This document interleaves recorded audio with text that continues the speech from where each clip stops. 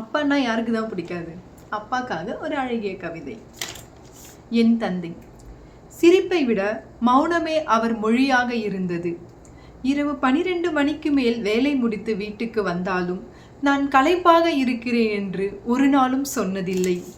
என் கல்லூரி கட்டணத்தை நான் கேட்கும் போதெல்லாம் பணம் இல்லை என்று ஒருபோதும் சொல்லவில்லை. ஆனால் இன்று புரிகிறது, அவர் வாங்காத சட்டைகள், அவர் போகாத சுற்றுலாக்கள், அவரின் நிறைவேறாத ஆசைகள் தான் அன்று என் கல்லூரி கட்டணமாக மாறியிருக்கிறது.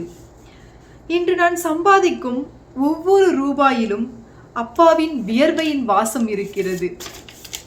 இன்று என் படிப்பால் எனக்கு கிடைத்த ஒவ்வொரு வசதியும் என் அப்பாவின் தியாகங்கள் மட்டுமே.